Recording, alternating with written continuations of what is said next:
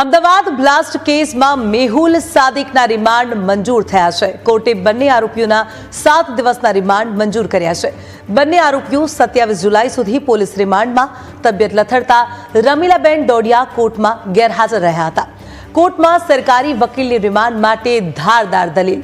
કોઈ પણ પરવાના વિના જ ચાલતી ફટાકડાની ફેક્ટરી, પરવાના વિના આટલો મોટો ફટાકડાનો જથ્થો ક્યાંથી આવ્યો તે મોટો સવાલ।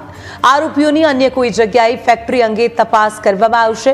ચાલાક આરોપીઓએ પોતાના મોબાઈલ ફોન પણ સંતાડી દીધા। મજૂરોના લોગશીટ મેનેજમેન્ટ અંગે હજુ તપાસ બાકી છે। પોલીસના દાવા મુજબ બંને આરોપીઓ રીઢા ગુનેગાર હોવાનું સામે આવ્યું છે।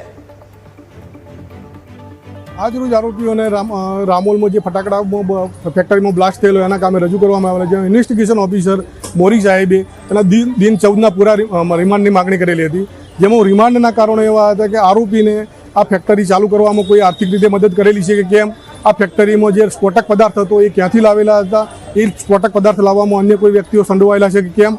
આના સિવાય આ લોકોને આવી કોઈ બીજી ફેક્ટરી છે અથવા તો બીજી કોઈ જગ્યાએ એવો સ્ફોટક પદાર્થ રાખેલો છે કે કેમ।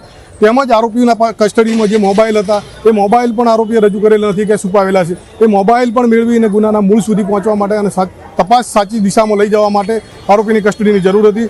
જે કસ્ટડીની જરૂરિયાતને ધ્યાને લઈ નામદાર કોર્ટે અમારી આર્ગ્યુમેન્ટને ધ્યાને લઈ આરોપીના દિન 7ના પૂરેપૂરા રિમાન્ડ મંજૂર કરેલા છે।